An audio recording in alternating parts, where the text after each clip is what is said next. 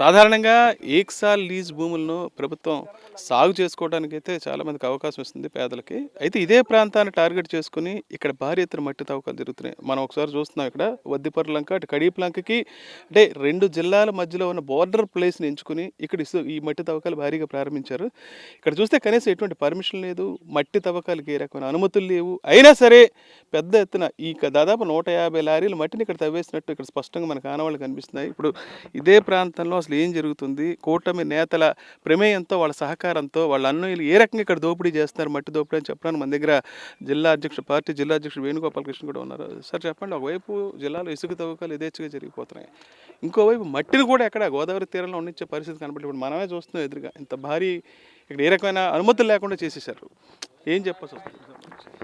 కూటమి ప్రభుత్వం వచ్చిన తర్వాత చంద్రబాబు నాయుడు గారు ఏ స్కీమ్ రచించినా ఆయన ఒక పథకం అంటాడు, ఉచిత ఇసుక అని ఒక పథకాన్ని పెట్టాడు.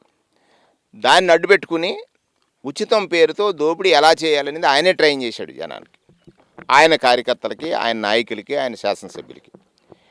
మనందరం చూసాం, గత ప్రభుత్వం సుమారుగా 80 లక్షల టన్నుల ఇసుకని నిల్వ చేసింది.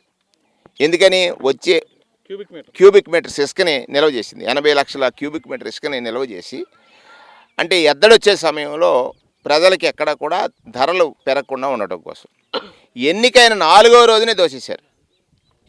కొండలలాగా ఉన్నటువంటి ఇసుక గుట్టలన్నీ కూడా ఎమ్మెల్యేగా ఎన్నికై ఇంకా ప్రమాణ స్వీకారం చేయకుండానే దోపిడీ చేశారు. ఉచితం అని పేరు పెట్టారు. ఉచితం ఎవరికి చేరుతుందిరా అని అనుకున్నప్పుడు అసలు ఆ మాటకి, అంటే నేతి బీరకాయలు నెయ్యంతో చంద్రబాబు నాయుడు గారు ఉచితం అంతా అన్నట్టుగా ఇవాళ చంద్రబాబు నాయుడు గారు పరిపాలన సాగుతుంది. ఒక్కటే, ఆయన ఏ పథకాన్ని ప్రజల కోసం ప్రవేశపెట్టినా అందులో వారి కార్యకర్తలకి, వారి నాయకులకి, ఆయనకి ఎంత లబ్ధి చేకూరుతుందనేటువంటి ఒక స్వార్థమే దాంట్లో కనపడుతున్నటువంటి విషయం. ఉచిత ఇసుక పేరు కానీ, ఉచితంగా మట్టి అంటే మట్టికి దీనికి పర్మిషన్ లేదు. మేము చూసాం, అప్పుడే జిల్లా కలెక్టర్ గారికి ఫిర్యాదు చేసాం, ఎస్పీ గారికి ఫిర్యాదు చేసాం. నేను అడుగుతున్నాను, ఇది ఈ మట్టి తవ్వుకుపోయేటువంటి వ్యక్తులు పర్మిషన్ ఇప్పుడే వస్తూ నేను మాట్లాడినప్పుడు చూసినట్లయితే మట్టి తవ్వే వ్యక్తులు ఏం చెప్పారు, మాకు పర్మిషన్ ఉందన్నారు. ఒక రకంగా వెరిఫై చేశారు అధికారులు, పర్మిషన్ లేదు. అంటే పర్మిషన్ లేనిది అని తెలిసి ఆ మట్టికి ఫైన్ వేయించలేదు. ఒకటి, పట్టుకెళ్ళే మట్టికి చీజ్ చేసి గనుల శాఖ దగ్గర ఫైన్ వేయించాల్సినటువంటి కార్యక్రమం ఉంది, ఫస్ట్ ఇంపోజ్ చేయాల్సి. రెండవది ఏమిటంటే ఒక పర్మిషన్ పేపర్నే ఫోర్జరీ చేశారు. ఇదో పెద్ద నేరం. 420 పర్మిషన్ ఉన్నట్లుగా చూపించినటువంటి పత్రం ఏదైతే ఉందో అది ఫోర్జరీ. అది కూడా మరి అంటే ఎంత యథేచ్ఛగా తెలుగుదేశం కానీ, జనసేన కానీ, కూటమిలో ఉన్న నాయకులు అంటే ఫోర్జరీ పత్రాలు చూపించి, అధికారుల దగ్గర ఫోర్జరీ పత్రాలు చూపించి ప్రతిపక్షం కానీ ఎవరైనా ప్రజలు కానీ అడిగినప్పుడు వాటిని ఏ విధంగా మోసగిస్తున్నారంటాకి ఇది ఒక ఉదాహరణ. ఈ మట్టి తవ్వకాలు ఏదైతే ఉన్నాయో నదీ గర్భం, అంటే ప్రకృతిని విచ్ఛిన్నం చేయటం. అంటే నదీ గర్భంలో ఇంత చక్కగా జొన్న పంట పండుతుంది, అక్కడ రకరకాలైనటువంటి పంటలు పండుతున్నాయి, ఏకసారి లీజ్ ఇచ్చారు. ఇప్పుడే మనం అంటున్నాం, ఆ నదీ గర్భంలో ఎవరైతే రిజర్వ్ కన్జర్వేషన్ యాక్ట్ ఉందో యాక్ట్కి విరుద్ధంగా ఎవరైతే ఇక్కడ మట్టి తవ్వారో వాళ్ళ మీద ఆ చట్టం ప్రయోగించాలి. రెండవది, అనుమతులు లేకుండా మట్టిని తవ్వినందుకు ఒక చట్టం ప్రయోగించాలి. మూడవది, నకిలీ అనుమతి పత్రాలు చూపించినటువంటి ఆ నాయకులు ఎవరైతే ఉన్నారో వారి మీద ఒక చట్టం ప్రయోగించాలి. ఇప్పుడే మనం వస్తూ ఉంటే చూసాం, పెద్ద ప్రొక్లైన్ తెచ్చి ఈ మట్టి తవ్వకాలు చేశారు. ఇది ఒక అంశం. అయితే రెండవది, ఇంకొక మోసానికి తెరదీశారు. ఎలా?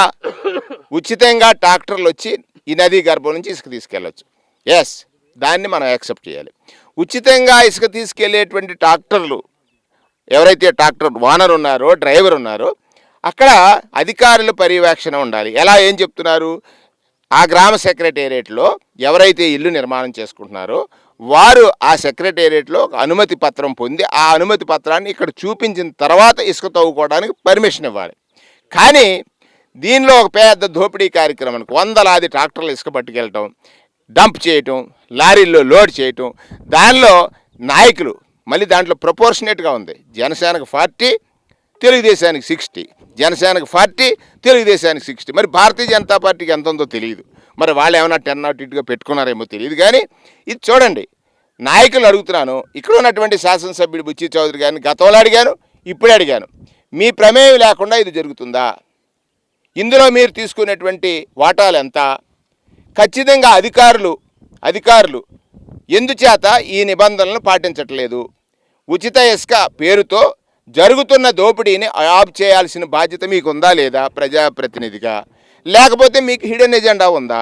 మీరు దోపిడీకి దీనికి తెరదీశారని అనడానికి ఇంతకంటే పెద్ద ఉదాహరణ అక్కర్లేదు.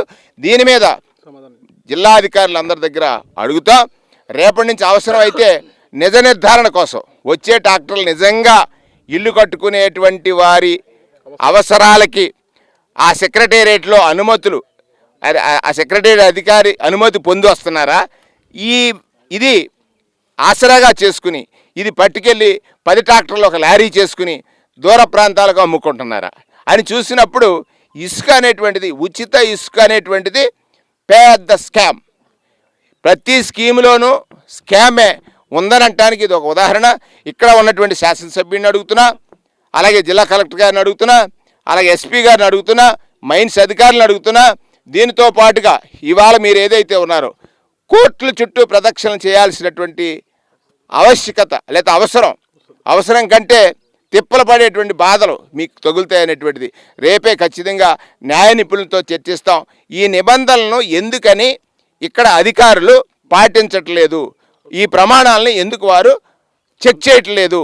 దీనిలో ఎవరైతే అధికార పార్టీ నాయకులు ఉన్నారో వారికి ఇప్పటివరకు గత 4 మాసాలుగా ఎంత దోపిడీ జరిగింది నిజ నిర్ధారణ చేయడానికి అవసరమైతే ప్రభుత్వం ఒక కమిటీని, అంటే విజిలెన్స్ కానీ లేకపోతే ఎంక్వైరీ కమిటీని కానీ వేయాల్సినటువంటి అవసరం ఉందనేటువంటి విషయాన్ని న్యాయస్థానాలను ఆశ్రయించేనా ఇక్కడ అధికారుల మీద ఖచ్చితమైనటువంటి చర్యలకి ప్రతిపక్షంగా మేము పూనుకుంటాం. మీరు కూడా చెప్పండి, మీ కాన్ఫరెన్స్లో జరుగుతుంది ఇక్కడ ప్రకృతి వనరులు ఏవి కూడా మిగిల్చే పరిస్థితి కనబడలేదు. మా రాజమండ్రి రూరల్ నియోజకవర్గంలో మా కడియం మండలం అంటే ప్రశాంతతకు మారిపోయారు. ఇక్కడ రైతాంగం ఎంతో అడ్వాన్స్గా ఉండి మట్టిని స్థానికంగా ఉండే ఈ అవసరాలను ఉపయోగించుకునే పరిస్థితిని ఈరోజు దోపిడీ ఎలా చేయాలో మరి మా సీనియర్ అయిన ఎమ్మెల్యే గారు చేపెడుతున్నారు. ఎందుకంటే ఇదే మట్టి కనుక దేశవ్యాప్తంగా పేరుగన్న నర్సరీలకి అప్పటికే మట్టి వాళ్ళకి అందుబాటులో లేక చాలా ఇబ్బందులు పడి వాళ్ళు సరైన నర్సరీ మొక్కలు పండించలేమని ఇబ్బందులు పడుతున్నారు.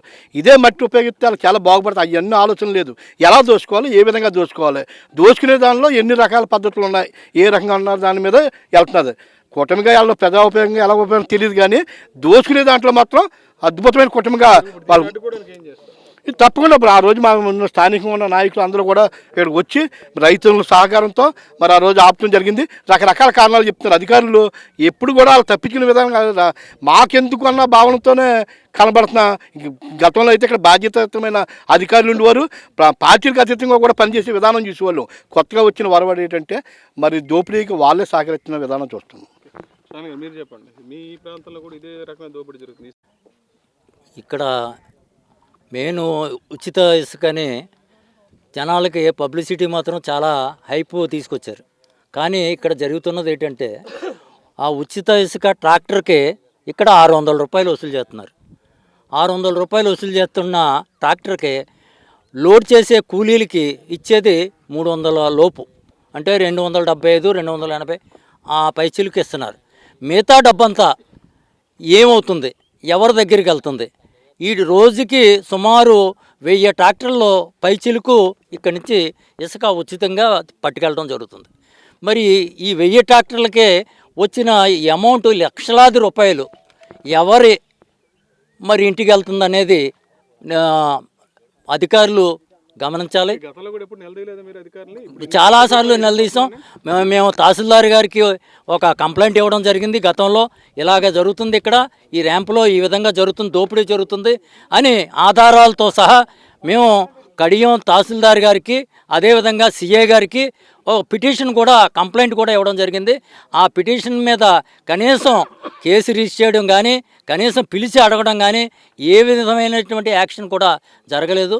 ఇది అనే పద్ధతిలో జరుగుతుంది తప్పించి ఇక్కడికి ఎవరైనా ఇదేంటిది, ఇదేమి అన్యాయం అని ఇక్కడికి నిలదీయడానికి ఎవరైనా వస్తుంటే వాళ్ళని మరి చంపుతామని కూడా బెదిరిస్తూ వాళ్ళకు సంబంధించినటువంటి కొంతమంది రౌడీ జనాంగాన్ని ఇక్కడ మేపుతూ వాళ్ళ చేత బెదిరిస్తూ కనీసం ఇక్కడ గొట్టెక్కడానికి కూడా పబ్లిక్ గొట్టెక్కిది జరుగుతున్న అన్యాయాన్ని ప్రశ్నించే ధైర్యం కూడా లేకుండా ఇక్కడ వాళ్ళ జనంతో కాపలా గాయించే పరిస్థితి ఇక్కడ ఉన్నదండి. ఈ ప్రాంతంలో అత్యంత దారుణంగా ఇసుక మట్టి దోపిడీ ఎలా జరుగుతుంది, ఎలా చేయిస్తున్నారు అన్న విషయాన్ని కూడా నాయకులు స్పష్టంగా ఎక్స్ప్లెయిన్ చేశారు.